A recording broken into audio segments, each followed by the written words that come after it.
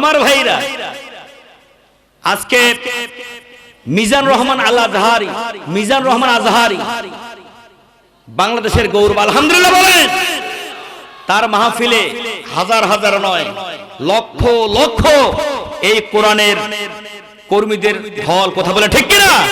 সে কারণে আমরা প্রমাণ পেয়েছি যে এই কোরআন থেকে মুসলমানদেরকে কমানো যাবে না, কোরআন থেকে মুসলমানদেরকে সরানো যাবে না, কোরআন থেকে মুসলমানদেরকে আলাদা করার ষড়যন্ত্র ইতিপূর্ব হয়েছে, এখন হতে কিয়ামত পর্যন্ত হবে, কিন্তু কোরআন থেকে মুসলমানদেরকে সরা যাবে না, কথা বলে ঠিক কিনা?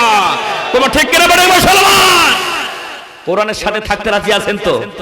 আমার তারপরেও আপনারা বলেন তো, মুসলমানদের সংখ্যা, মুমিনদের সংখ্যা, ইসলামী আন্দোলনের কর্মীদের সংখ্যা বাড়ে না কমে? একটু আস্তে আস্তে কোন, হ্যাঁ বাড়ে না কমে? বাড়ে। বাড়ছে কি বাড়ে নাই?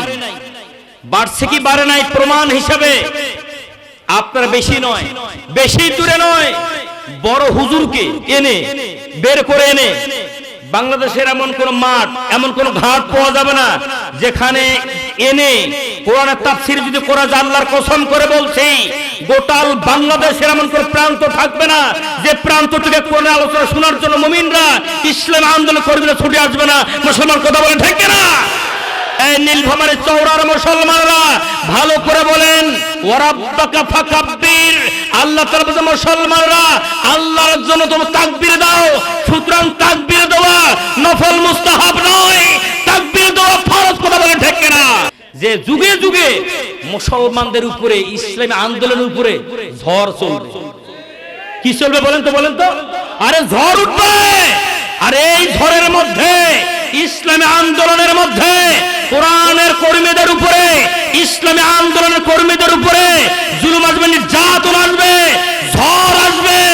এই ঝড়ের মধ্যে, জুলুম নামক এই ঝড়ের মধ্যে কোন ইমানদারের নাক চলে যাবে, চোখ চলে যাবে, কারো হাত চলে যাবে, কারো পা চলে যাবে, কারো শাহাদাত বরণ করবে, কথা বলেন ঠিক কিনা? আবার কোন ইমানদার এমন থাকবে, তারা জেলে যাবে, তাদের হাত যাবে, কারো চোখ যাবে, কিন্তু ইমানের বলে মজবুত থাকবে, তারা কখনো কোরআন ছাড়বে না, কথা বলেন ঠিক কিনা? আসসালামু আলাইকুম ওয়া রাহমাতুল্লাহি ওয়া বারাকাতুহু।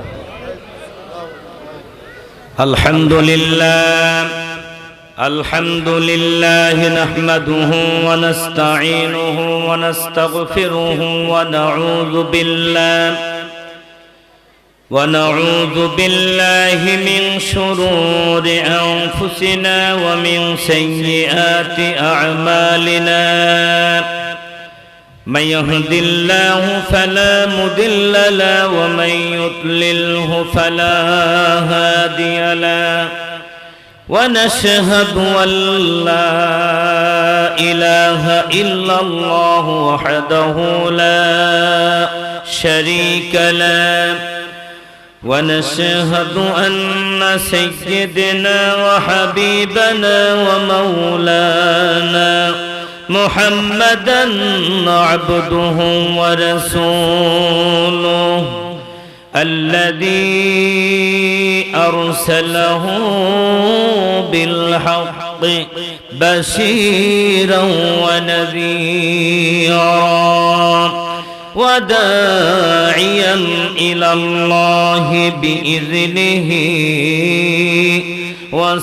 وسراجا منيرا فقد قال الله تعالى في كلامه المجيد وفرقانه الحميد أعوذ بالله من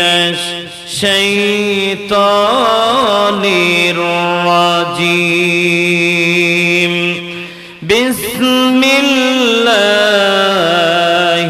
الرحمن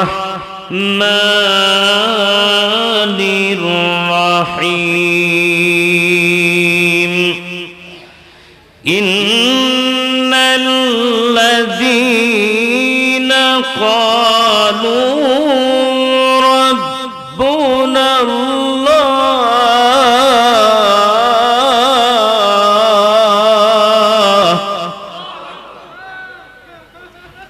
إن الذين قالوا ربنا الله ثم استقاموا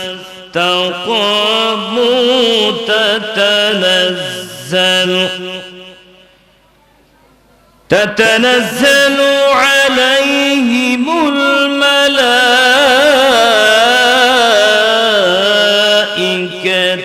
ألا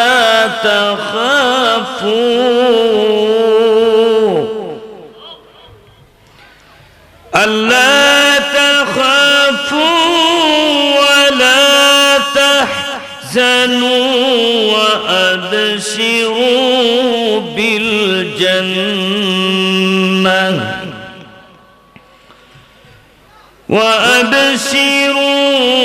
بالجنة التي كنتم توعدون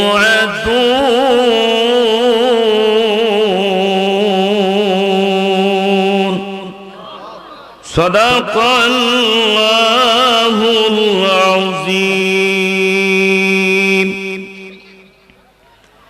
حدثنا عبد الله بن عمر رضي الله تعالى عنه قال رسول الله صلى الله عليه وسلم تفترق أمتي على 73 ملة كلهم في النار إلا ملة واحدة. قالوا من هي يا رسول الله؟ قال رسول الله صلى الله عليه وسلم ما أنا عليه وصحابي. رواه الترمذي. وقال تعالى إن الله وملائكته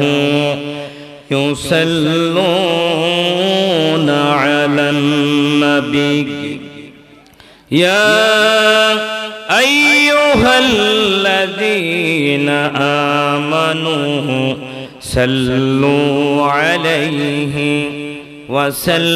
وسلموا تسليما. اللهم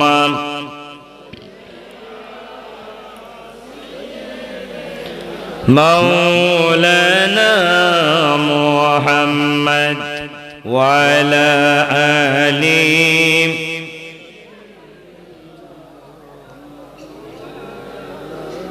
محبতের সাথে দরুদ আল্লাহুম্মা সবাই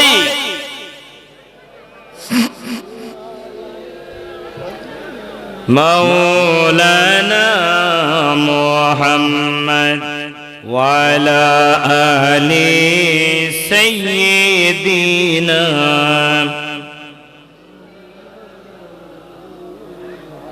জীবনে কখনো তুমি মিথ্যা বলোনি, তাই তো তোমায় পেতে কাঁদে ধরণী। জীবনে কখনো তুমি মিথ্যা বলোনি, তাই তো তোমায় পেতে কাঁদে ধরণী। তোমারি মতো নেতা পেলেও গফুর তো সুখেরি গোলাপ চামেলি বকুল। হে প্রিয় হে নেতা হে রাসূল আল্লাহুম্মা সাল্লি আলা মাওলানা মুহাম্মদ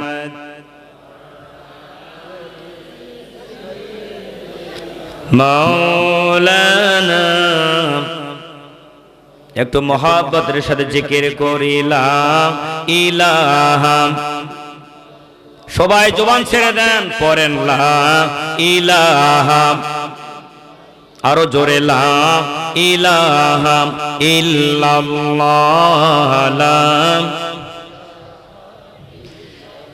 কোরআন আমাদের সংবিধান, ঠিক কিনা বলেন? আর একটু জোরে বলেন, ঠিক কিনা? কোরআন আমাদের সংবিধান,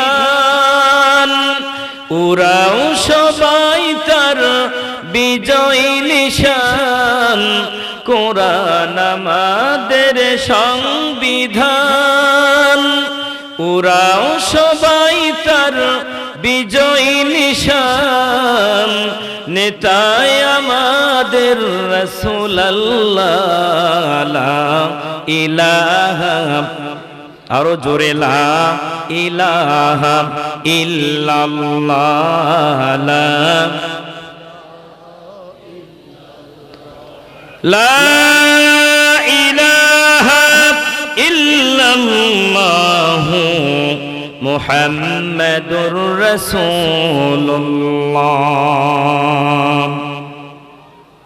ঐতিহ্যবাহী নীলফামারী জেলা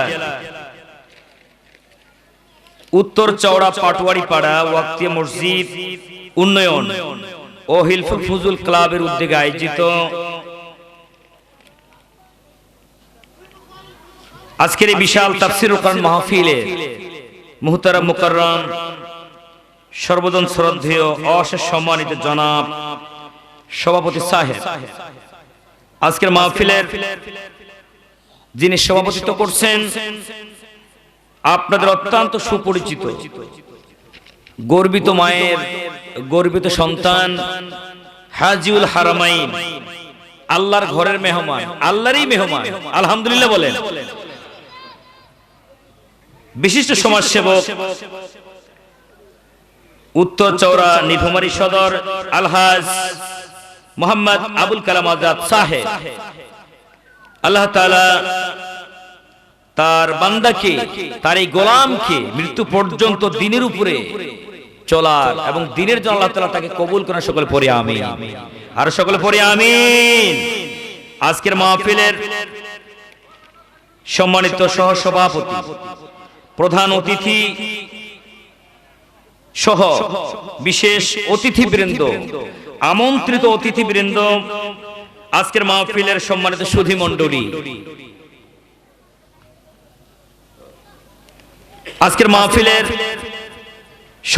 সম্মানিত আমন্ত্রিত ওলামা হযরত, আমার পূর্বে আলোচনা করেছেন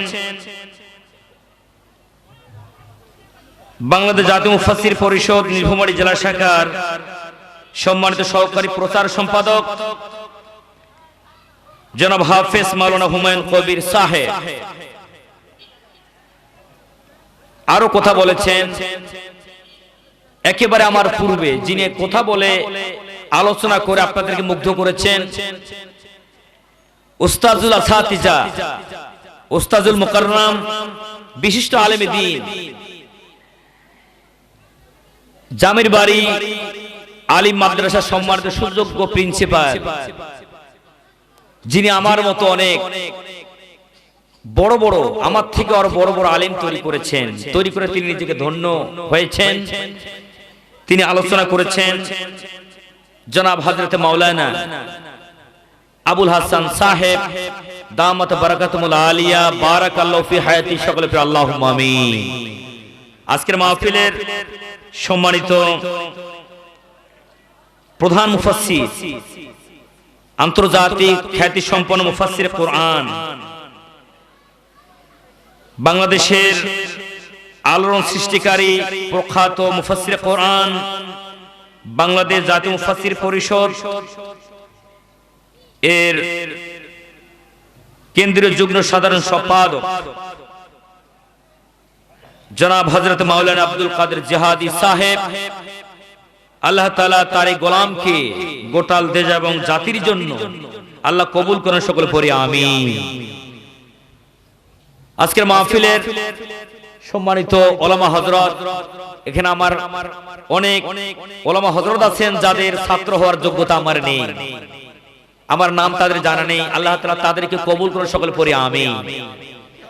সর্বকালের সর্বযুগের সর্বশ্রেষ্ঠ জাতির শ্রেষ্ঠ সন্তান নায়েবে রাসূল হযরত উলামায়ে কেরাম, আমার সামনে উপবিষ্ট ইমানদার, দিনদার, আল্লাহ প্রেমিক, রাসূল প্রেমিক, আল্লাহর কোরআন প্রেমিক, আমার প্রাণ প্রিয় তাওহীদি মুসলমান ভাইরা, পর্দার অন্তরালে অবস্থানরতা, সর্বগুণে গুণান্বিতা, শিক্ষিতা, প্রদানশীল আমার মা বোনেরা, আমি আবারও আপনাদেরকে আমার সশ্রদ্ধ সালাম জানাচ্ছি। আসসালামু আলাইকুম ওয়া রাহমাতুল্লাহি ওয়া বারাকাতুহু। আমরা মহান আল্লাহ তাবারক তাআলার শাহী দরবারে প্রাণ খুলে শুকরিয়া আদায় করছি যে আল্লাহ তাআলা আমাদেরকে দয়া করে, মায়া করে, মেহেরবানি করে এই কনকন শীতে আরামের বিছানা থেকে আলাদা করে নিয়ে এই মুহূর্তে আমাদের ব্যক্তিগত, পারিবারিক, সাংসারিক সব ধরনের কার্যক্রম থেকে আলাদা করে নিয়ে আল্লাহ তাআলা আমাদেরকে আজকের এই কোরআনের বাগানের জন্য, এই জান্নাতের বাগানের জন্য আমাদেরকে আল্লাহ তাআলা কবুল করলেন। যে আল্লাহ তাআলা আমাদেরকে এই মুহূর্তে কোন মেডিকেলের বিছানার যাত্রী না বানায়, কোন গান বা থিয়েটার, কোন অশ্লীলতা, আজে বাজে, কোন গুনাহের আসরের যাত্রী না বানায় এই মুহূর্তে আল্লাহ তাআলা আমাদেরকে একটি জান্নাতের বাগানের যাত্রী বানায় দিয়ে দিলেন। আপনারা খুশি না বেজার যে আল্লাহ তাআলা আমাদেরকে দয়া করে, মায়া করে, মেহেরবানি করে এরকম একটি সুন্দর জান্নাতি পরিবেশে আসার, বসার, কোরআন থেকে আলোচনাগুলো শুনবার তৌফিক দান করলেন। সেই মহিয়ান, গরিয়ান, সর্বশক্তিমান, দয়াবান, মেহেরবান আল্লাহ রাব্বুল আলামিনের শাহী দরবারে প্রাণ খুলে জবান ছেড়ে দিয়ে কণ্ঠকে উঁচু করে সমস্যার সবাই একসাথে পড়ছি, সবাই বলছি আলহামদুলিল্লাহ। আর একটু জোরে সোরে আলহামদুলিল্লাহ পড়েন। রব্বানা লাকাল হামদ হামদান কাসীরান তাইয়্যিবান মুবারাকান ফীহি। দরুদ আর সালাম সর্বকালের, সর্বযুগের সর্বশ্রেষ্ঠ মহামানব, বিশ্ব মানবতার একমাত্র আদর্শের মডেল, যার আনিত আদর্শ এই কোরআন। কথা বলেন ঠিক কিনা? যে রাসূলের আনিত আদর্শ আল কোরআন অনুসরণ, অনুকরণ ছাড়া জান্নাতে যাওয়ার আর কোন রাস্তা আছে? বলেন আছে? বর্ষিত হোক, প্রেরিত হোক সে আদর্শের নেতার প্রতি, যার কারণে, যার মাধ্যমে আমরা পেয়েছি এই জান্নাতে অমীয় আদর্শ। সকলে পড়ে সুবহানাল্লাহ। সেই আমাদের প্রাণের প্রিয় বিশ্ব নবী, বিশ্ব নেতা, আদর্শের নেতার প্রতি মহাব্বতের সাথে দরুদ আর সালাম পাঠ করছি। আমরা সকলে পড়ছি সাল্লাল্লাহু আলাইহি ওয়াসাল্লাম। প্রিয় ভাই সব, হযরত আদম আলাইহিস সালাম থেকে শুরু করে আজ পর্যন্ত যারা যুগে যুগে আল্লাহর জন্য, রাসূলের জন্য, আল্লাহর দ্বীনের জন্য, আল্লাহর দ্বীনের জন্য যারা জীবন দিয়েছেন, শাহাদাত বরণ করেছেন, আল্লাহ তাআলা তাদেরকে জান্নাতের মেহমান হিসেবে কবুল করেন। সকল পড়ি আমিন, সকলে পড়ি আমিন। প্রিয় ভাই সব, আপনারা সবাই কেমন আছেন? আলহামদুলিল্লাহ। আজকের মাহফিলে মানে বক্তা একটু বেশি হওয়ার কারণে সময় আসলে শিডিউল সময় পার হয়ে গেছে, সে কারণে ভূমিকায় আলোচনা করা যাবে না। আমার তেলাওয়াতকৃত আয়াতে কারিমাত থেকে আমি সরাসরি আলোচনা করতে চাই। আপনারা শুনবেন তো ভাই? প্রধান মেহমান যত সময় চলে আসবেন। এজন্য আজকে আলোচনা হবে দার্স ভিত্তিক। মানে এটা, আমি তো এখন টিচার মানুষ, আপনারা হয়তো আমাকে চেনেন। ডোমার ইসলাম ফাজিল মাদ্রাসায় আমি আরবি প্রভাষক হিসেবে দায়িত্ব পালন করছি। সে কারণে আমি একজন টিচার হিসেবে আমি আজকে এটাকে একটা ক্লাস হিসেবে নিলাম। আমরা এটাকে কোরআনের ক্লাস হিসেবে আমরা ধরে নিতে পারি না? বলেন পারি কি পারি না? আল্লাহ আমাদের কবুল করে। সকলে পড়ে আমিন, সকলে পড়ে আমিন। প্রিয় ভাই সব, আর এই মজলিসগুলোতে যারা বসতে পারবেন, আসতে পারবেন, রাসূল করিম সাল্লাল্লাহু আলাইহি সাল্লাম তার ব্যাপারে সুসংবাদ দিয়েছেন যে বা যারা এই কোরআনের ইলম অর্জনের মজলিসগুলোতে একটা মুহূর্ত সময় ব্যয় করতে পারবে, আল্লাহ তাআলা তার আমলনামায় জিহাদের ময়দানে গিয়ে সারা রাত নফল নামাজ আদায় করলে যত সওয়াব হবে, এই ইলম শিক্ষার মজলিসে আসলে একটা মুহূর্ত ব্যয় করলেই সেই সব আল্লাহ তাআলা তার আমলনামায় দিয়ে দেন। আরো একটু আস্তে কোন সুবহানাল্লাহ, জোরে বলেন না সুবহানাল্লাহ। একজন মুমিন, একজন ঈমানদার তার জিহাদি তামান্না বুকে নিয়ে, তাহলে সে কত বড় ঈমানদার। সকল তাগুতি শক্তিকে উপেক্ষা করে, ভয় ভীতি সকল জেল জুলুমকে উপেক্ষা করে ঈমানি শাহাদাতের তামান্না নিয়ে যে ঈমানদার ওই জিহাদের ময়দানে চলে যায়, জিহাদের ময়দানে গিয়ে সারা রাত নফল নামাজ আদায় করলে যত সওয়াব হবে, এই ইলমের মজলিসে একটা মুহূর্ত ব্যয় করলেই সেই সওয়াব আল্লাহ তাআলা দিয়ে দেন। তাহলে কত এই মজলিসের মর্যাদা, সুবহানাল্লাহ বলবেন না আমার ভাইরা। সেই মজলিসে আমরা আসতে পেরেছি, বসতে পেরেছি, আমরা খুশি না এই মজলিসে আজকে? এজন্য আমি কোনো ভূমিকা না দিয়ে, কোনো এদিক সেদিক কথা না বলে আমার তেলাওয়াত কিন্তু আয়াতে কারিমার থেকে সরাসরি আলোচনা করতে চাই। আমার ভাইরা, আমি আজকে আপনাদের সামনে তেলাওয়াত করেছি সূরা হামিম আস-সিজদা এর একটি আয়াতে কারিমা। সূরা হামিম আস-সিজদা রাসূল করিম সাল্লাল্লাহু আলাইহি সাল্লামের মক্কি জিন্দেগিতে নাজিল হয়েছে। এই সূরাটি কোরআনুল কারীমের 41 নম্বর সূরা। এই সূরাটিতে আয়াত রয়েছে 54টি, রুকু রয়েছে 6টি। আমি তেলাওয়াত করেছি একটি আয়াত, আয়াত নাম্বার 30। আপনাদের মনে থাকবে না? মুখস্থ হয়ে গেছে না? আচ্ছা বলেন তো সূরার নাম কি? সূরা হামিম আস-সিজদা। বলেন বলেন, সূরা হামিম আস-সিজদা। আয়াত সংখ্যা 54, রুকু 6টি। আমি তেলাওয়াত করেছি একটি আয়াত, আয়াত নাম্বার 30। আমার ভাইরা, এই আয়াতে কারিমার সংক্ষিপ্ত ব্যাকগ্রাউন্ড, শানে নুজুল, তা হচ্ছে এই যে রাসূল করিম সাল্লাল্লাহু আলাইহি সাল্লাম মক্কার জিন্দেগিতে যখন এই কোরআনের দাওয়াত দিচ্ছিলেন, রাসূল করিম সাল্লাল্লাহু আলাইহি সাল্লামের দাওয়াতে দিন দিন মক্কার জমিনে আল্লাহর নবীর দাওয়াতে, রাসূল সাল্লাল্লাহু আলাইহি সাল্লামের দাওয়াতে মুসলমানদের সংখ্যা দিন দিন বাড়তে থাকলো। জোরে বলেন সুবহানাল্লাহ। আর ইসলামের আলো, ইসলামের যে আলোটা চতুর্দিকে ছড়িয়ে পড়লো, আর জাহিলিয়াতের যে অন্ধকার, চুরি ডাকাতি মারামারি খুন খারাপি, এগুলো আস্তে আস্তে দূরীভূত হতে থাকলো। ইসলামের আলোটা চতুর্দিকে উদ্ভাসিত হতে থাকলো। জোরে বলেন না সুবহানাল্লাহ। আমার ভাইরা, কোরআনের প্রচার, কোরআনের প্রসার, মুসলমানদের সংখ্যা বাড়ে, এটাকে আবু জেহেল সহ্য করতে পারে? বলেন, আবু জেহেল সহ্য করতে পারে? পারে না। ওই সময় রাসূল সাল্লাল্লাহু আলাইহি সাল্লামের দাওয়াতে মুসলমানদের সংখ্যা দিন দিন শুধু বাড়তেই আছে, আর আবু জেহেলের বাধাও দিন দিন শুধু বাড়তেই আছে। কিন্তু মুসলমানদের সংখ্যা কমে না, মুসলমানদের সংখ্যা দিন দিন বাড়তেই আছে, বাড়তেই আছে। জোরে বলেন না সুবহানাল্লাহ। আমি কি বানিয়ে বলতেছি? বলেন বলেন। আল্লাহর নবীর দাওয়াতে মুসলমানদের সংখ্যা দিন দিন বাড়তে আছে। বর্তমান সময়ের কথা যদি আমি আপনাদের বলি, গোটা পৃথিবীতে এখন মুসলমানদের উপরে নির্যাতন কম না বেশি? বলেন না, কারো কম না বেশি? গোটা পৃথিবীতে মুসলমানরা নির্যাতিত, নিপীড়িত, মাজলুম, সবচেয়ে বেশি নির্যাতিত একটি মাত্র দল। সেই দলটা হলো, একটা দলের উপরেই নির্যাতন যাচ্ছে, জুলুম যাচ্ছে, নিপীড়ন যাচ্ছে, জেল জুলুম, হামলা মামলা, ফাঁসি, একটা দলের উপরে, সেটা কোরআনের দলের লোকের উপরে। কথা বলে ঠিক কিনা? হ্যাঁ মুসলমান, কথা বলে ঠিক কিনা? আমার তারপরেও আপনারা বলেন তো, মুসলমানদের সংখ্যা, মুমিনদের সংখ্যা, ইসলামী আন্দোলনের কর্মীদের সংখ্যা বাড়ে না কম?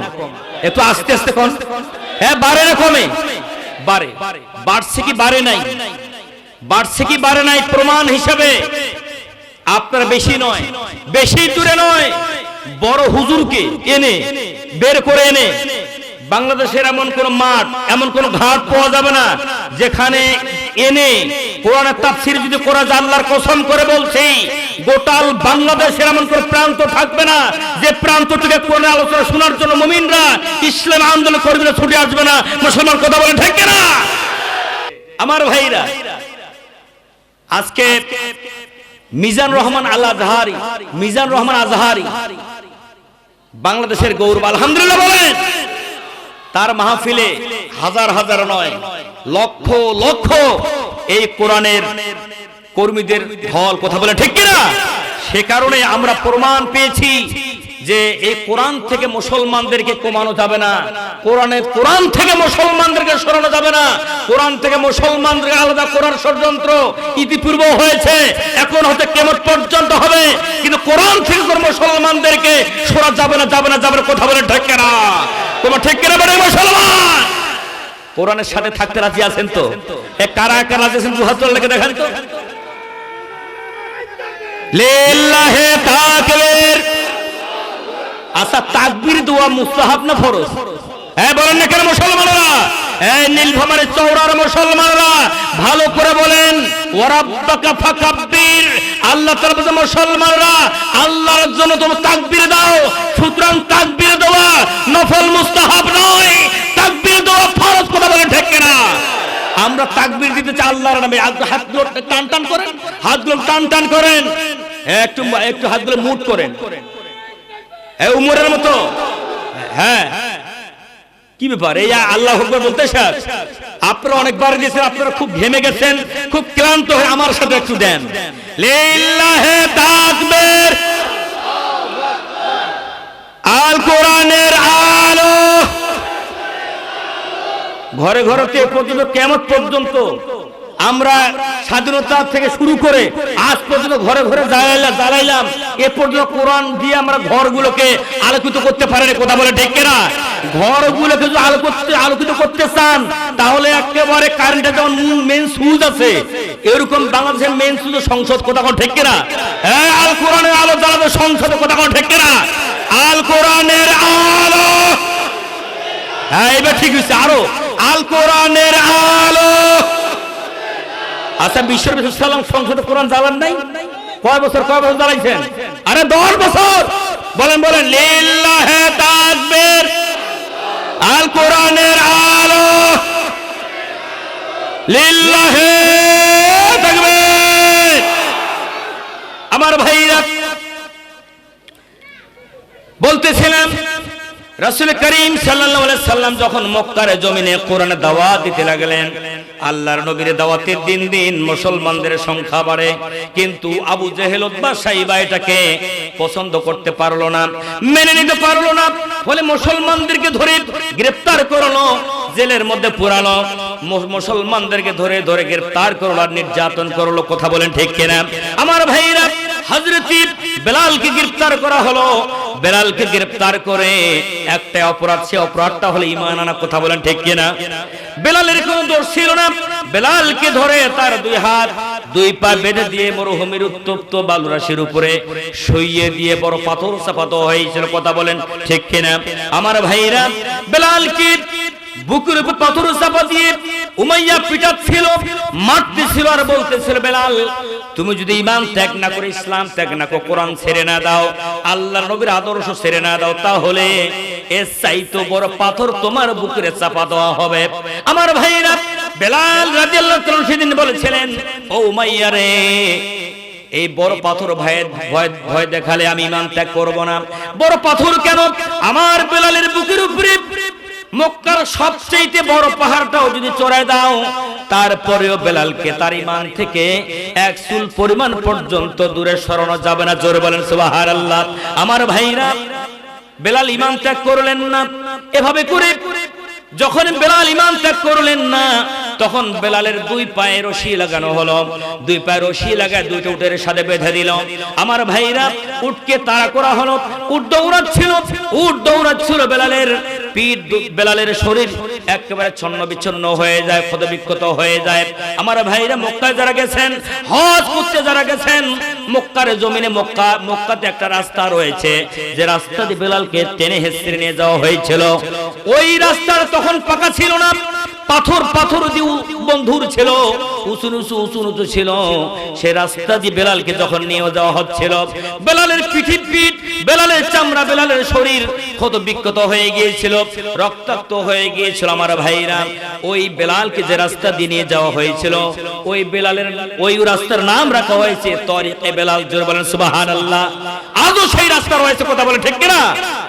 বেলালকে শাস্তি দেওয়া হয়েছে। আমার ভাইরা এরপরে হযরতে ইয়াসির রাদিয়াল্লাহু আনহুকে গ্রেফতার করা হলো।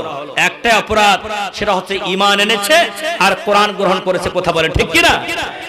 হযরতে ইয়াসিরকে গ্রেফতার করা হয়েছে। ইয়াসিরকে গ্রেফতার করে আবু জেহেল নিজেই বলল, ও ইয়াসির দেখো তোমার দুইটা পা দুইটা উটের সাথে বাঁধা, দুইটা উটকে দুই দিকে তাড়া করা হবে। এই কি ও এই পিচ্চি তো মাদ্রাসার ছেলে মনে হয়, কেউ উঠা বসা করবেন না আমার ভাইরা।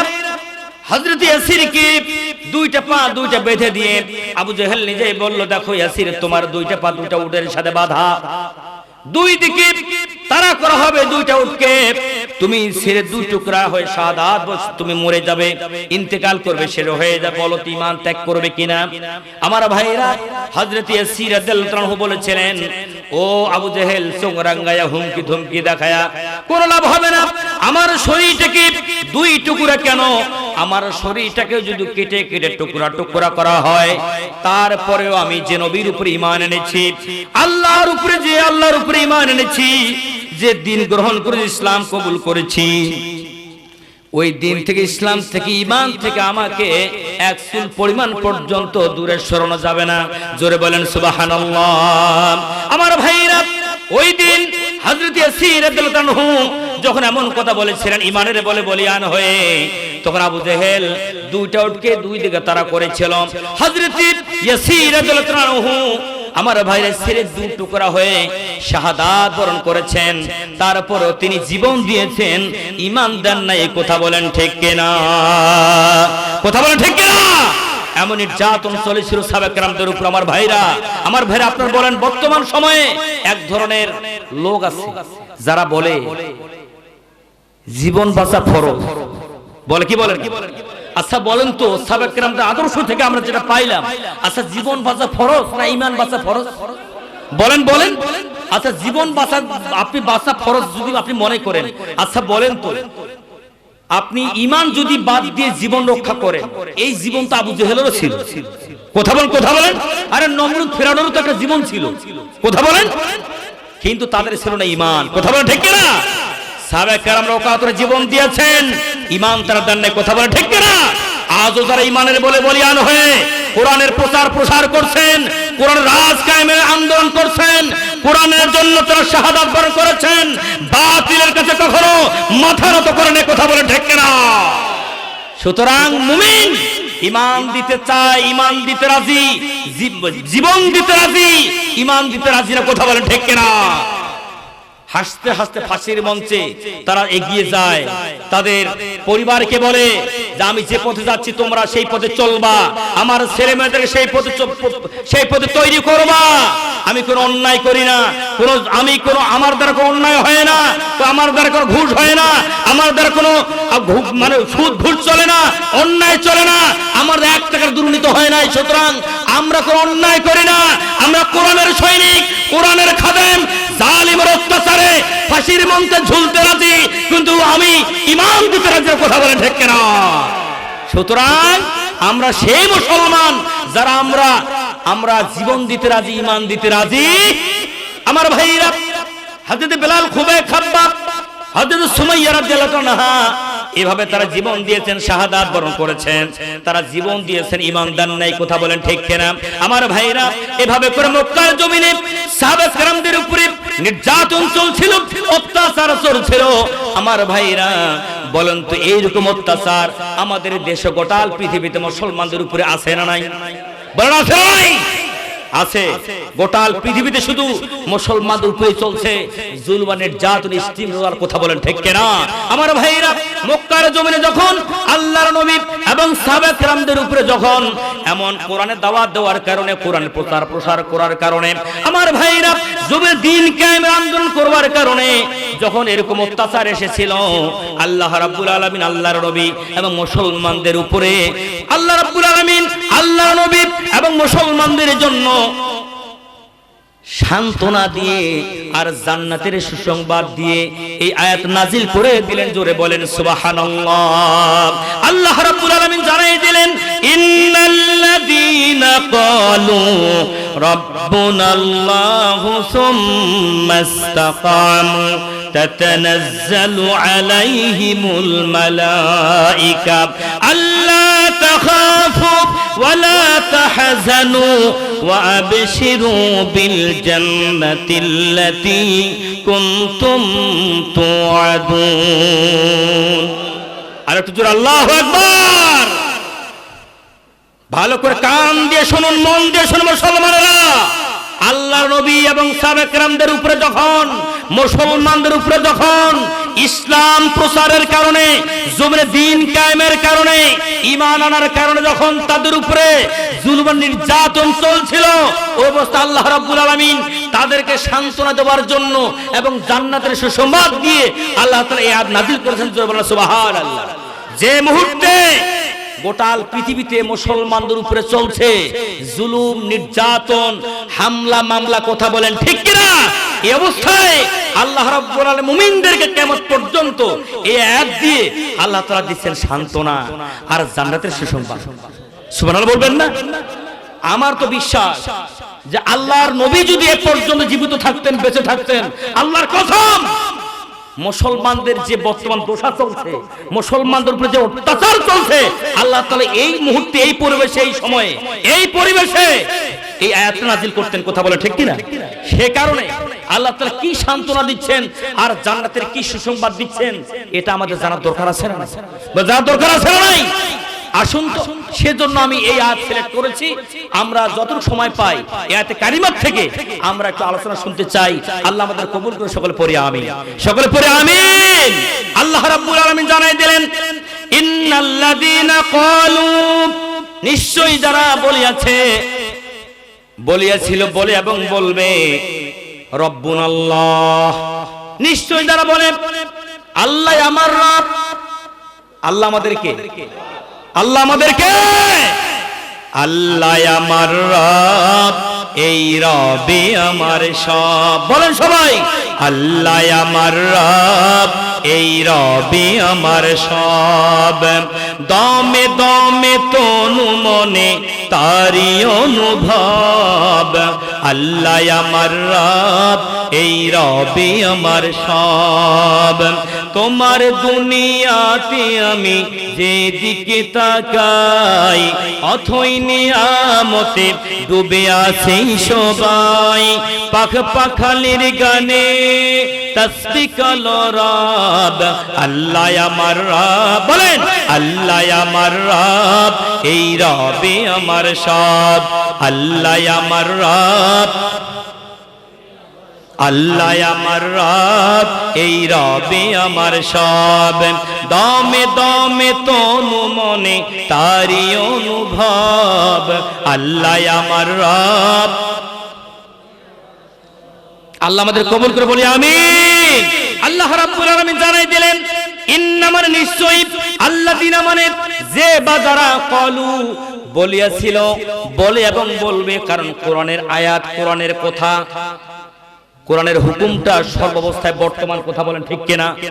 কোরআনের হুকুম কিয়ামত পর্যন্ত বর্তমান। কোরআনের হুকুম কিয়ামত পর্যন্ত বর্তমান। তার মানে হলো নিশ্চয়ই যারা আল্লাহকে রব বলে স্বীকার করবে, সুবহানাল্লাহ বলবেন না? ইন্না মানে নিশ্চয়ই, আল্লাযীনা মানে যারা, ক্বালু বলেছিল, বলে এবং কিয়ামত পর্যন্ত যারা বলবে, রব্বুনাল্লাহ, নিশ্চয় যারা বলবে আল্লাহ আমার রব। নিশ্চয় যারা বলে আল্লাহ আমার, বলেন বলে আল্লাহ আমার রব। আমার ভাইরা, সুম্মাস্তাকামু, এবং এই রবের উপরে যারা মজবুত থাকবে, স্থির থাকবে, ইস্তেকামাত যারা থাকতে পারবে, তাতানাজ্জালু আলাইহিমুল মালাইকা।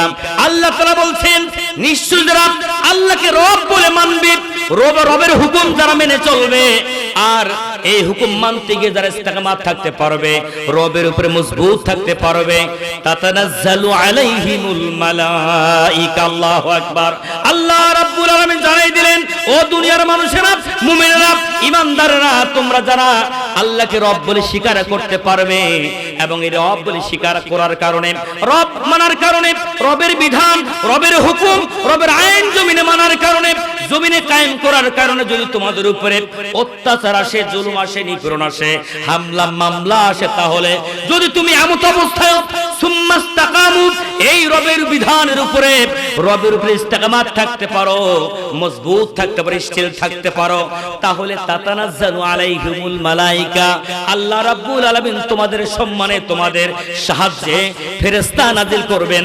জোরে বলেন সুবহানাল্লাহ, জোরে বলেন সুবহানাল্লাহ। আল্লাহ তাখাফু ওয়ালা তাহজানু ওয়া আবশিরু বিল জান্নাহ। আল্লাহু আকবার। আল্লাহ রাব্বুল আলামিন জানাই দিলেন, মুমিনেরা শত জুলুম নির্যাতনের পর তোমরা যদি রবের উপরে ইস্তেকামাত থাকতে পারো, মজবুত থাকতে পারো, তাহলে আমি আল্লাহ রাব্বুল আলামিন তোমাদের সম্মানের সাহায্যের জন্য ফেরেশতা নাজিল করব। আর ফেরেশতা নাজিল হয়ে এরপরে তারা বলবে, আমি আল্লাহ বলবো, আল্লাহ তাখাফু, তোমাদের মুমিনেরা তোমাদের কোনো ভয় নাই, ওয়ালা তাহজানু, তোমাদের কোনো চিন্তা নাই, ওয়া আবশিরু বিল জান্নাহ, আর তোমরা জান্নাতের সুসংবাদ গ্রহণ করো। জোরে বলেন সুবহানাল্লাহ। তার মানে হলো আমার ভাইরা, যে মুমিনেরা রবের বিধান মানতে গিয়ে, রবের হুকুম, রবের শাসন মানতে গিয়ে যদি নির্যাতিত হয়, নিপীড়িত হয়, মাজলুম হয়, তাদের উপরে হামলা মামলা হয়, ওই অবস্থায় ওই মুমিন যদি রবের বিধানের উপরে ইস্তেকামাত থাকতে পারে, ঈমানের বলে বলিয়ান হয়ে মজবুত থাকতে পারে, আল্লাহ রাব্বুল আলামিন সুন্দর করে জানাই দিলেন, ও মুমিন, তোমার উপরে আমি রহমতের ফেরেশতা নাজিল করব। ইতিপূর্বে আল্লাহ রাব্বুল আলামিন যুগে যুগে মুমিনদের উপরে যেমন ভাবে রহমতের ফেরেশতা নাজিল করেছেন, সাহায্যের জন্য ফেরেশতা নাজিল করেছিলেন, বদরের জিহাদে, উহুদের জিহাদে, প্রত্যেকটা জিহাদে আল্লাহ রাব্বুল আলামিন যেভাবে করে মুমিনদের সাহায্যের জন্য ফেরেশতা নাজিল করেছিলেন, দ্বীন কায়েমের জন্য, দ্বীন বিজয়ের জন্য যেভাবে আল্লাহ রাব্বুল আলামিন ফেরেশতা নাজিল করেছিলেন, ও মুমিনেরা তোমরা যদি রবের বিধান কায়েম করতে গিয়ে নির্যাতিত হও, নিপীড়িত হও, মাজলুম হও, তাহলে আমি আল্লাহ রাব্বুল আলামিন তোমাদের জন্য রহমতের সাহায্যের ফেরেশতা নাজিল করে দিব। জোরে বলেন সুবহানাল্লাহ। শুধু তাই নয়, আল্লাহ তাখাফু ওয়ালা তাহজানু, তোমরা ভয় করবে না, চিন্তা করবে না। আমার ভাইরা, আপনারা বলেন তো, মানুষের ভয় আছে না নাই? মানুষের ভয় আছে না নাই? কিসের ভয় আছে?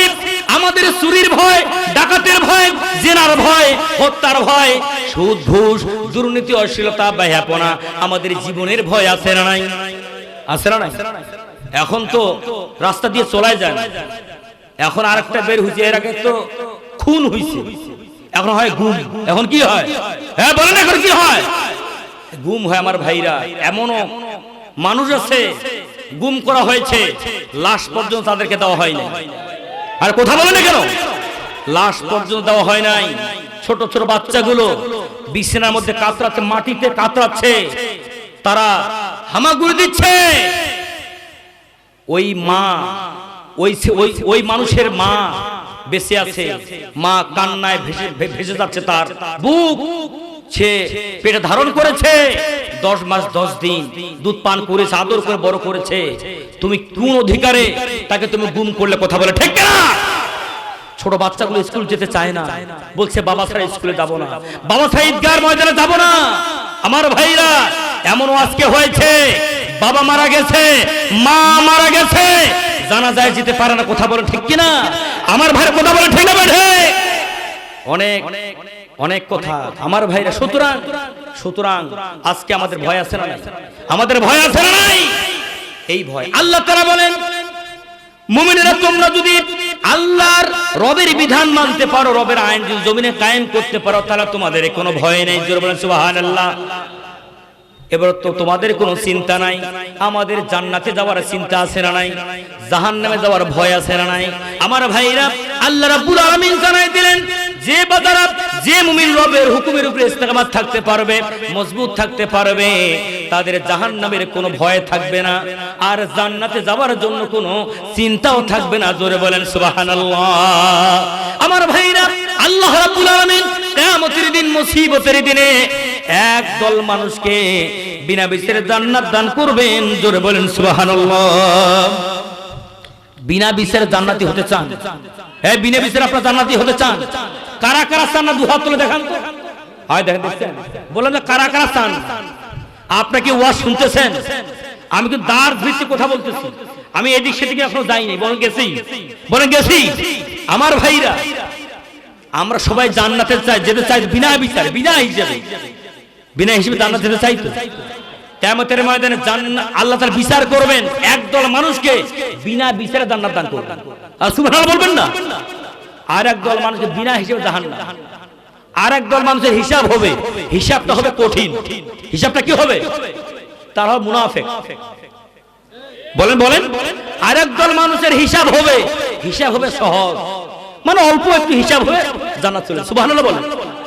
মানে কিছু মুমিন, দুর্বল মুমিন আছে, এদের একটু ইমানের মধ্যে ত্রুটি আছে, এরা কিছু ভয়টায় করেছিল বাতিলকে, মিছিলে মিটিং এ তাকবীর স্লোগান দিন কায়েমের আন্দোলনে যায় না, এরা পুলিশকে ভয় করে, র‍্যাবকে ভয় করে, অমুক নেতাকে ভয় করে। এমন সময় কথা কোন ঠিক কিনা?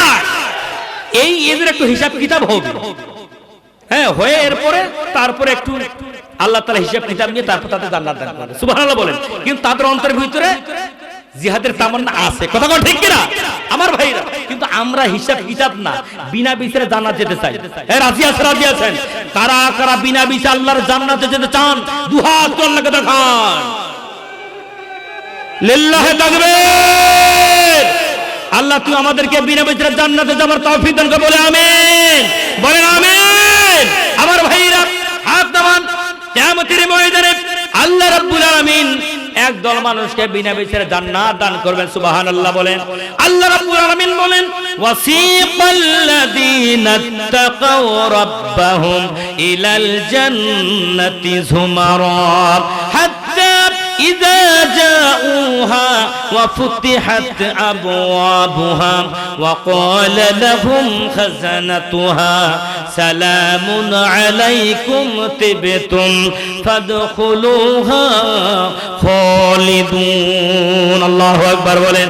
আমার ভাইরা, আল্লাহ রাব্বুল আলামিন জানাই দিলেন কিয়ামতের ময়দানে ফেরেশতাদেরকে ডাক দিয়ে বল, ফেরেশতারা ওয়াসিকাল্লাযিনা তাকাউ রাব্বাহুম এখাউ রাব্বাহুম, এই ফেরেশতারা জমিনে আমার যে সকল বান্দা বান্দিরা রবের বিধান মেনে চলেছিল, রবের ভয় অন্তরের ভিতরে রেখে তারা কাজ করেছিল, রবের আইন মেনে চলেছিল, আমি তাদের কোনো বিচারে নেব না, কোনো হিসাব নেব না।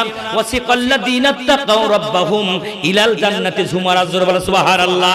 ও ফেরেশতারা, এই সকল বান্দাদেরকে তুমি বিনা বিচারে জান্নাতের মধ্যে তোমরা হাকিয়ে হাকিয়ে দলে দলে তাদের সম্মানের সাথে জান্নাতের দিকে নিয়ে যাও। জোরে বলেন সুবহানাল্লাহ।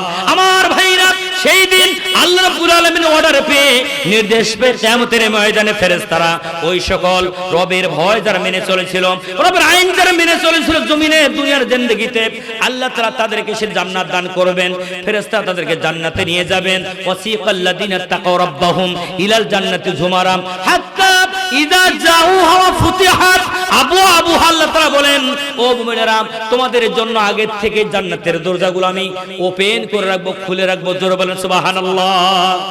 এরপর ফেরেশতারা ওই জান্নাতের দরজায় দুই ধারে দুই ফেরেশতার লাইন দাঁড়িয়ে থাকবে। ওই ফেরেশতারা বলবে সালামুন আলাইকুম তিবতুম ফাদখুলুহা খালিদিন। ও জান্নাতীরা, তোমরা আসো, সালামুন আলাইকুম, তোমাদের প্রতি সালাম, তোমাদের প্রতি ওয়েলকাম, তোমাদের প্রতি স্বাগতম। তোমাদের কোনো ভয় নেই, তোমাদের কোনো চিন্তা নাই। তোমরা রবের হুকুম, রবের বিধান মেনে চলেছিলে দুনিয়ার জিন্দেগিতে, আল্লাহর আইন মেনে চলেছিলে, সুতরাং তোমাদের কোনো বিচার, তোমাদের কোনো হিসাব নাই। তোমরা জান্নাতের ভিতরে প্রবেশ করো। সালামুন আলাইকুম তিবতুম ফাদখুলুহা খালিদিন। জান্নাতের ভিতরে তোমরা প্রবেশ করো, চিরদিন থাকো, তোমরা এখান থেকে বের হওয়া লাগবে না।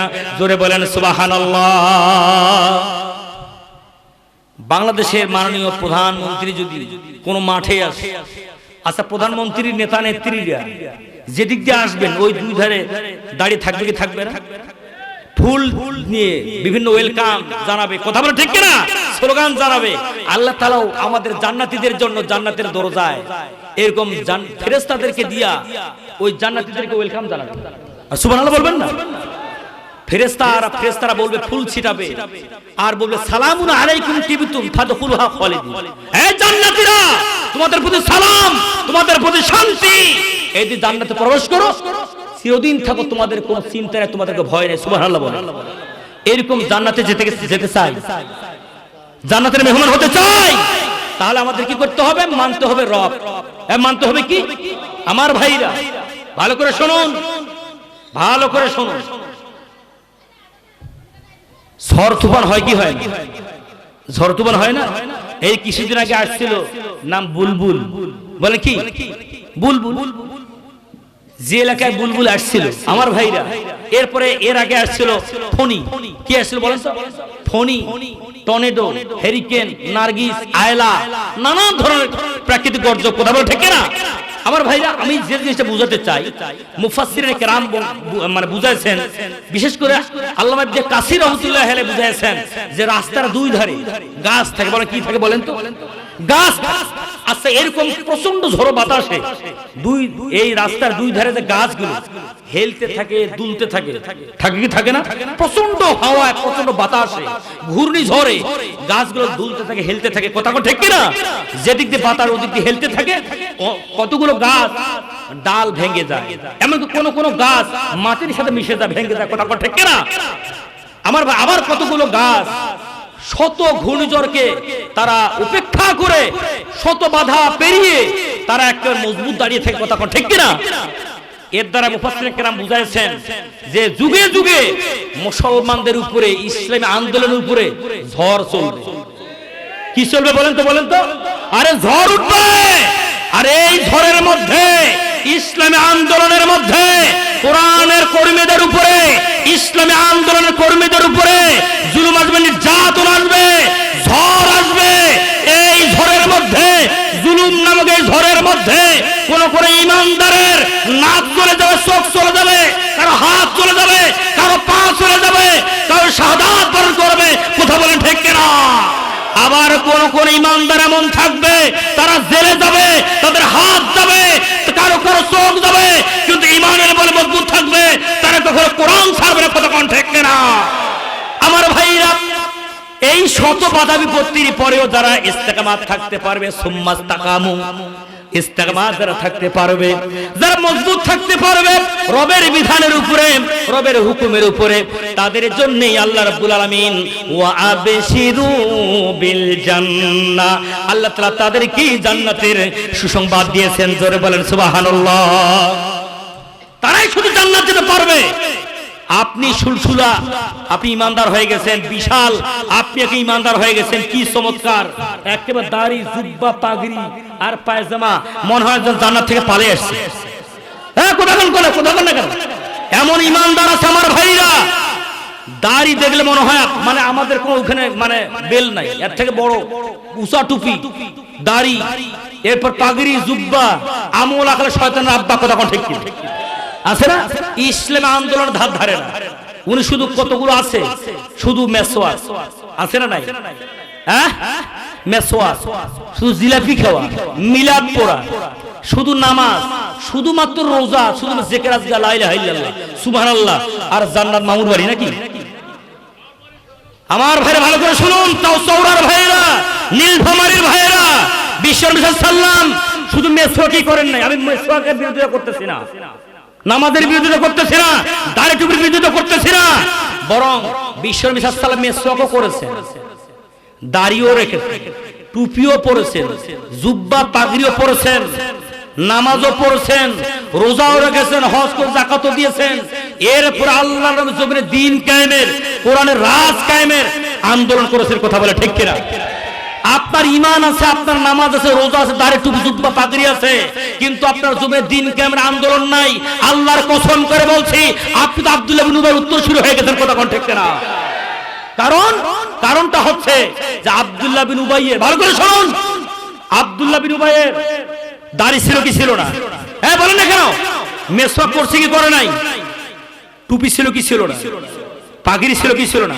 জুব্বা, শুধু তাই না, আল্লাহর নবীর পিছনে নামাজ, আল্লাহর নবীর পিছনে নামাজ, আল্লাহর নবীর পিছনে তার চলাফেরা, তার জিকির আজকার ছিল, তার তাসবিহ তাহলিল, নামাজ, রোজা, এমনকি আল্লাহর নবীর জানাজা তার ভাগ্যে হয়েছে। কথা ঠিক কিনা? শুধু তাই নয়, আল্লাহর নবীর জুব্বা মোবারক তার কাফনের কাপড় হয়েছে। হাদিস খুলে দেখুন। এরপরেও আল্লাহ রাব্বুল আলামিন আল্লাহর নবীর শানে জানায় দিয়ে দিলেন, ইস্তাগফির লাহুম আও লা তাস্তাগফির লাহুম ইন তাস্তাগফির লাহুম 70 মাররা, হে রাসূল তুমি যে লোকটার জন্য জানাজা পড়াইছো ওই লোকটার জন্য তুমি আর দোয়া করবে না, এমন কি তুমি যদি ওই লোকটার জন্য 70 বার দোয়া করো আল্লাহর দরবারে তার দোয়া কবুল হবে না। আচ্ছা বলেন, তার কি নামাজ ছিল না? তার দাড়ি ছিল না? জুব্বা পাগড়ি তার তসবিহ তাহলে কি কম ছিল? নবীর জানাজা ছিল, তারপর লোকটা আল্লাহর জাহান্নামে চলে যাবে। কথা ঠিক না? এর অপরাধটা কি? দোষটা কি? একটা দোষ, একটা অপরাধ। আমার ভাইরা, আল্লাহর নবীকে সে নেতা মানে না। জমিনে কোরআন, জমি কোরআন যে দেশ চলুক, জাতি চলুক, কোরআন যে সমাজ চলুক, এইটা সে চাই না। তার আজকে দাড়ি আছে, জুব্বা আছে, পাগড়ি আছে, আজকে মেসওয়াক আছে, মিলাদ আছে, জিকিরাতগার আছে, পীরের খানকা আছে।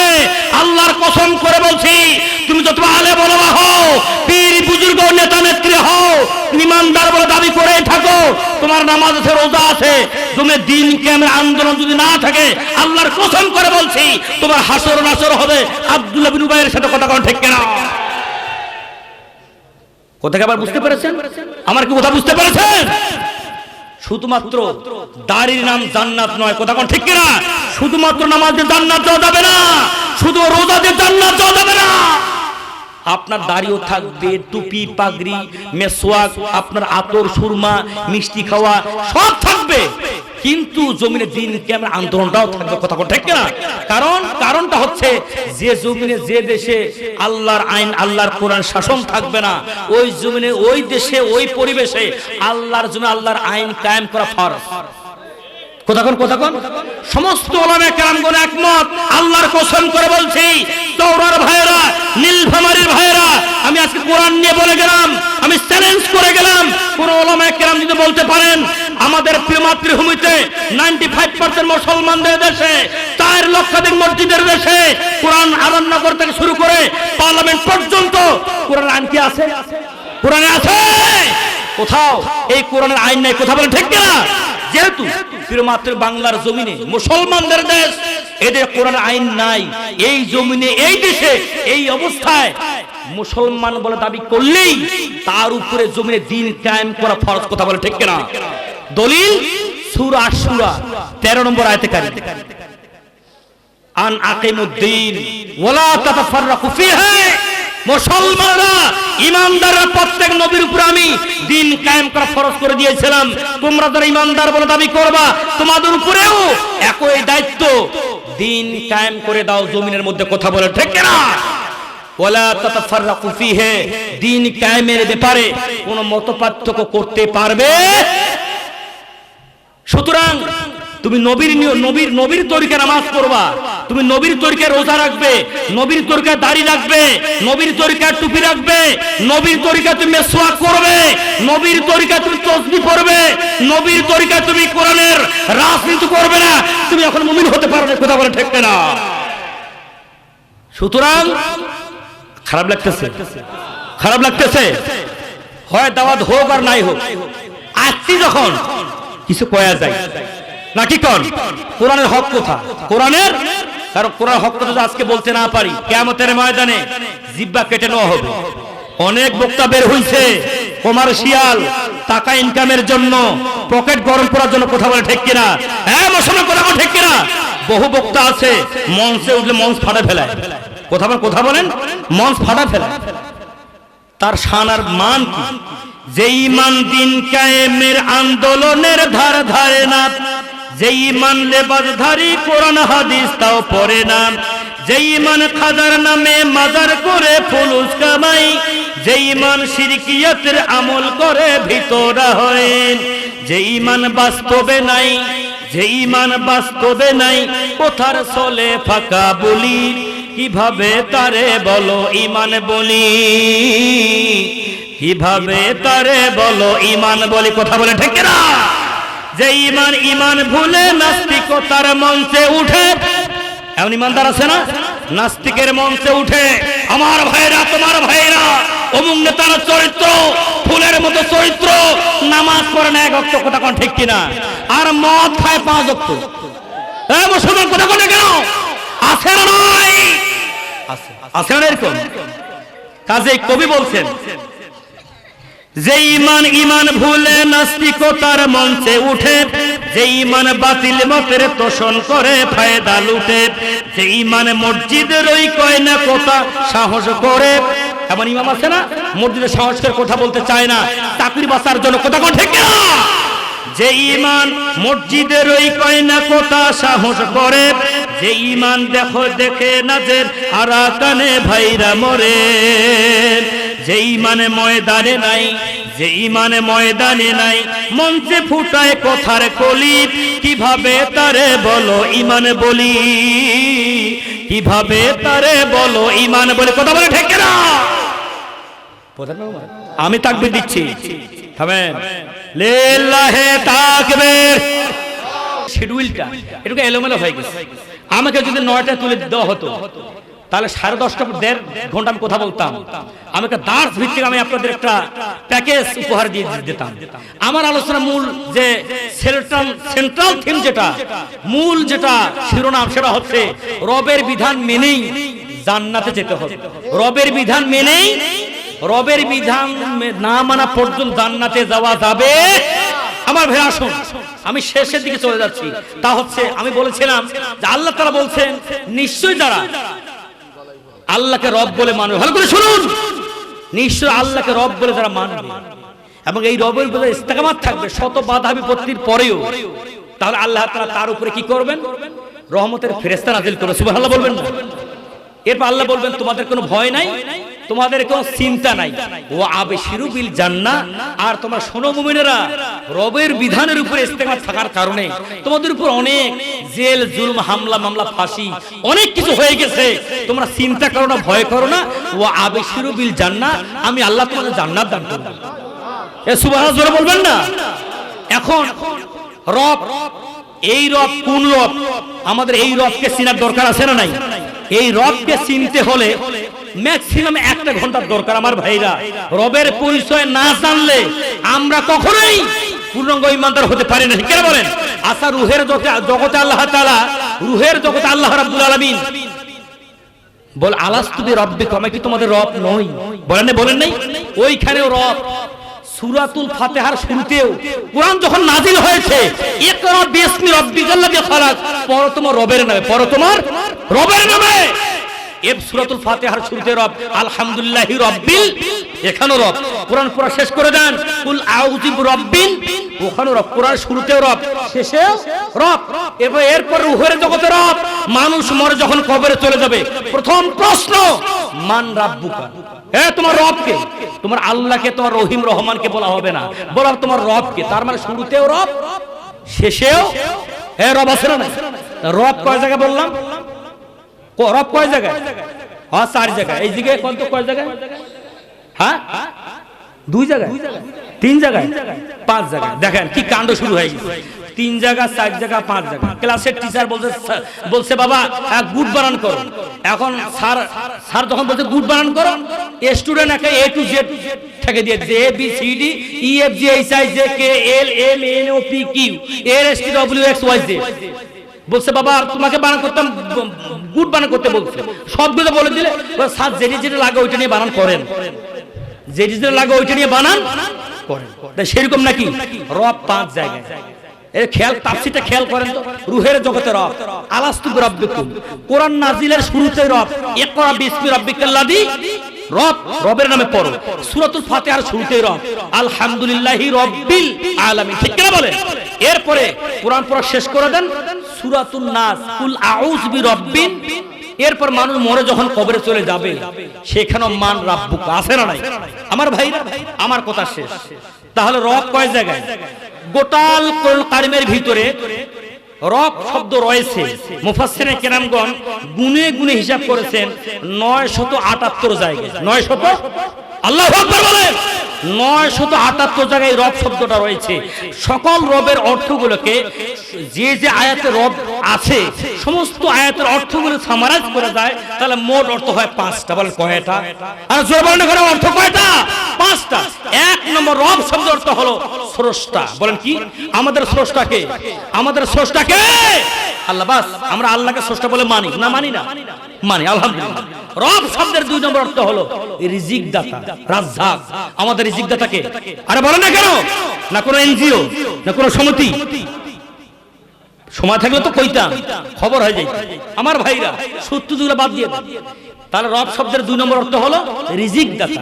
রব শব্দের 3 নম্বর অর্থ হলো তিনি হলেন আমাদের মাবুদ। তার মানে ইবাদতের, আমাদের নামাজ, আমাদের রোজা, আমাদের হজ, আমাদের যাকাত সবকিছু হবে আল্লাহর জন্য, না কোনো পিসাবের জন্য। হ্যাঁ বলে না কেন? না কোনো নেতার জন্য। খবরদার, আমাদের নামাজ, আমাদের রোজা, ইন্না সলাতি ওয়া নুসুকি ওয়া মাহইয়ায়া ওয়া মামাতি লিল্লাহি রাব্বিল আলামিন, আল্লাহু আকবার। সমস্ত কিছু হবে ইবাদত আল্লাহর জন্য। কথা বলে ঠিক কিনা?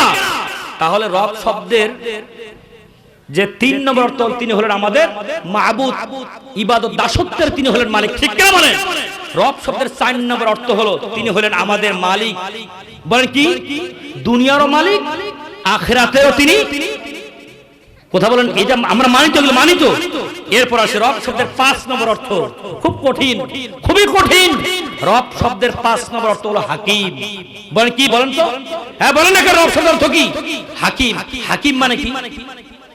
আইনদাতা, বিধানদাতা। হ্যাঁ, হাকিম মানে কি? বলেন না কেন? আরে মুসলমানের জবান থাকলে আপনি বুঝে থেকে বলেন না কেন? হাকিম মানে কি? আইনদাতা, বিধানদাতা। আমরা রবকে স্রষ্টা বলে মানলাম, আলহামদুলিল্লাহ।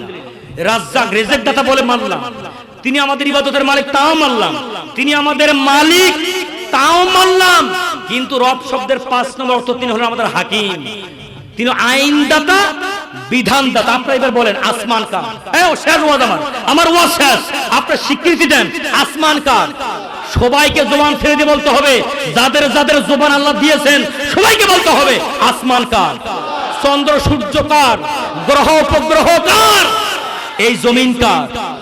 এই যে গাছপালা, নদী, নাগর, এই সাগর কার? হ্যাঁ, সবাই কার? এই কোরআন কার? আপনি আমি কার? তাহলে আসমান, জমিন সব এগুলো সব আল্লাহ। বলেন কার? আর বলেন না কার? আপনি আমি কার? আইন চলবে কার? চলছে কার? দেখেন, তাহলে আমরা আল্লাহকে স্রষ্টা বলে মানলাম। ভালো করে শুনুন, মাথায় ঢুকে নেন। আল্লাহকে স্রষ্টা বলে মানলাম, রবকে স্রষ্টা বলে মানলাম, রবকে আমরা রিজিক দাতা বলে মানলাম, রবকে মাহবুদ বলে মানলাম, রবকে আমরা মালিক বলে মানলাম। তিনি যে আমাদের আইনদাতা, বিধানদাতা, আমরা এইটা মানলে কথা বলে ঠিক কিনা? তাহলে কেউ যদি আল্লাহর কসম করে বলছি, কেউ যদি আল্লাহকে রবকে যদি আইনদাতা, বিধানদাতা না মানে, আল্লাহর কসম করে বলছি, সে কাফের হয়ে যাবে। কথা বলে ঠিক কিনা? ওয়ামাল্লাম ইয়াহকুম বিমা আনজালাল্লাহু ফাউলাইকা হুমুল কাফিরুন। কথা বলে ঠিক কিনা? সুতরাং আজকে আমরা কে যে কোন কাফেরের তালিকায় আমরা নাম লিখাইছি, অনেকে বড় বড় জুব্বা, পাগড়ি, আল্লাহর কসম জমির দিনকে আমরা আন্দোলন, কেউ কোন মুসলমান, কোন নামাজি, রোজাদার, হাজি গাজি না করে কিয়ামতের ময়দানে আব্দুল্লাহ বিন উবাইয়ের সাথে তার হাসর নাসর হবে। কথা কোন ঠিক কিনা? সুতরাং প্রধান মেহমান যেহেতু চলে আসছেন, এই জায়গায় বেয়াদবি একেবারে ঠিক নয় আমার ভাই। সুতরাং আমরা আল্লাহকে স্রষ্টা মানলাম, আমরা রাজ্জাক মানলাম, তাকে মাবুদ মানলাম, মালিক মানলাম। তিনি যে আলা লাহুল খালকু ওয়াল আমর, সৃষ্টিধর, আইন চলবে তার। কথা বলে ঠিক না? কিন্তু দুঃখজনক সত্য, সৃষ্টিধর, আইন চলছে না তার। কথা কোন ঠিক না? সুতরাং আমরা ওয়াদা করতে চাই, মৃত্যু পর্যন্ত আমরা এইটুকু যা করছি। ভালো করে শুনুন, আপনি প্রধানমন্ত্রী হন, রাষ্ট্রপতি হন, এমপি, মন্ত্রী, মেম্বার, চেয়ারম্যান, ডাক্তার, মাস্টার, কবিরা, আলেম ওলামা, পীর বুজুর্গ, আপনি শ্রমিক, কৃষক, চাকরিজীবী, যাই হন না কেন, কোরআনকে যদি ভালোবাসেন, সবাইকেই একটাই কাজ করতে হবে, একটাই টার্গেট, সেটা হচ্ছে জমিনে দিন কায়েমের আন্দোলন। কথা বলে ঠিক কিনা? আল্লাহকে হাকিম দাতা, রবকে হাকিম দাতা, বিধান দাতা কেউ যদি না মানে, আল্লাহর কসম করে বলছি, চ্যালেঞ্জ করে গেলাম, সে জান্নাতের গন্ধ পাবে। কথা কোন কাজেই আজকে একটা আমরা ওয়াদা করতে চাই, ইতিপূর্বে যা করেছি, যা হয়েছে, আমরা সবাই আওয়ামী লীগ, বিএনপি, জামাত, জাতীয়, জাসদ, বাসদ, পীর, মুরিদি, চরমরাই যা আছে, আমাদের একটাই সরকার, একটাই টার্গেট, সেটা হচ্ছে কোরআন ভিত্তিক সমাজ ব্যবস্থা। সামনের দিন হবে আমাদের কোরআন ভিত্তিক সমাজ ব্যবস্থা। কথা বলে ঠিক কিনা? মৃত্যু পর্যন্ত কোরআনের সাথে থাকতে চাই। এই শপথ, এই ওয়াদা আমরা করতে চাই। জান্নাতে গেলেই অবশ্যই কোরআনের শাসন ছাড়া জান্নাতে যাওয়ার সুযোগ নাই। নাই কথা ঠিক কিনা? আল্লাহকে হাত তুলে দেখা সবাই, সবাই হ্যাঁ দেখো তো কে হাত তুলে নাই? লিল্লাহি তাকবীর। আল্লাহ তুই আমাদের সকলকে, আমাদেরকে এবং আমাদের মা বোনদের সবাইকে কোরআন ভিত্তিক সমান ব্যবস্থা গড়ে তুলে মৃত্যু পর্যন্ত কোরআনের সাথে থেকে মৃত্যুবরণ করবার আল্লাহ তুই আমাদেরকে তৌফিক দান করো। সকল পরে আমিন। সকল পরে হাত নামান। আল্লাহ আমাদের সকলকে এই তৌফিক দান করুন যেন আমরা সবাই জান্নাতের মধ্যে যখন এরকম একটা অনুষ্ঠান হয়ে যাবে, জান্নাতের মধ্যে মুমিনদের জন্য, জান্নাতের জন্য একটা জান্নাতে একটা মাহফিল হয়ে যাবে। ওই মাহফিলে প্রধান মানে অর্থাৎ সভাপতি যিনি থাকবেন তিনি হবেন স্বয়ং আল্লাহ। সুবহানাল্লাহ বলেন।